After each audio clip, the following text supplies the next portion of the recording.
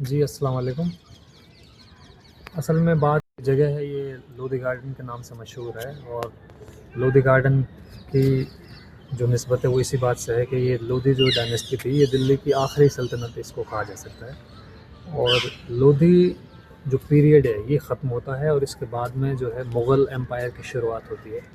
اور کیونکہ ہم تمام لوگ بڑے بزرگ بھی ہمارے ساتھ موجود ہیں، ہم تمام لوگ جو ہے میوات علاقے سے تعلق رکھتے ہیں، اس نسبت سے اگر ہم بات چیت کریں تو اس نتیجے پہ پہنچ سکتے ہیں کہ جب 1526 کی پہلی بیٹل پانی پت کی ہوئی تھی ابراہیم لودھی اور بابر کے درمیان، اور جب یہاں پہ لودھیوں کی ہار ایک طرح سے ہو گئی تھی اور بابر کی جیت ہو گئی تھی، تو یہ ایک طرح سے اس بات کا سگنل تھا کہ لودھی کال کا اینڈ ہو گیا، دا اینڈ ہو گیا، اور مغل کال کی شروعات ہو گئی. اور ایک جیسے میں عرض کر چکا ہوں کہ بھائی میوات کے نسبت سے ہم بات چیت کر رہے ہیں، تو اس میں ایک چیز یہ ایڈ آن کی جا سکتی ہے کہ کیونکہ ابراہیم لودھی جو تھے وہ حسن خاں میواتی جو تھے ان کی موسی کے بیٹے تھے، تو اس کی وجہ سے شاید ایسا تاریخ داں مانتے ہیں کہ انہوں نے بابر کے خلاف ایک طرح سے جنگ لڑی، اور اسی میں پھر ان کے بیٹے ایک طرح سے کڈنیپ کہیں یا نظر بند کہیں یا ان کے قید میں کہیں بابر کے میں وہ چلے گئے.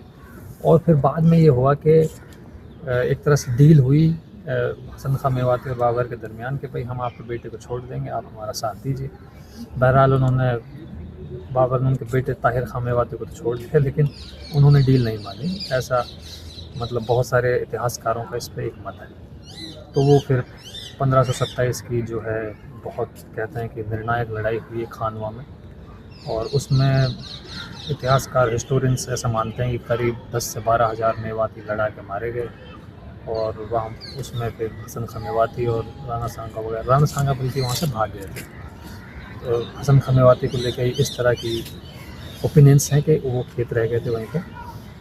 اور بعد میں پھر اب یہ ہے کہ بہت ساری چیزیں اس کے بارے میں بتائی جا سکتی ہیں، لیکن یہ ہے کہ اس طرح کے مونومنٹس پہ، بلڈنگس پہ، آرکیٹیکچر پہ، پلاننگ پہ غور و فکر کرنے کی بات ہے، اور بہت عبرتناک یہ بلڈنگس ہیں، یہ عمارتیں ہیں. ہم دیکھیں کہ وہی مسجد ہے، ہماری عبادت گاہ ہیں، اور ہم تو ظاہر ہے آدمی کرتا ہے اپنی عبادت گاہوں کی عزت احترام، باقی بے حرمتی بھی ہوتی ہے. تو اس ناطے سے اگر ہم یہاں آئیں گے یا ایسی جگہ جائیں گے تو تاریخ کا بھی حوالہ ملتا ہے، اور خاص طور پہ بہت بڑی، جیسے بڑے بزرگ نے بھی بتایا کہ عبرت ملتی ہے، انسپریشن ملتی ہے کہ اللہ تعالیٰ کے پاس ایک وقت میں سب کو لوٹنا ہے، اور کتنی بڑی بڑی شخصیات دنیا سے جا چکی ہیں، ہماری تو حیثیت کیا ہے.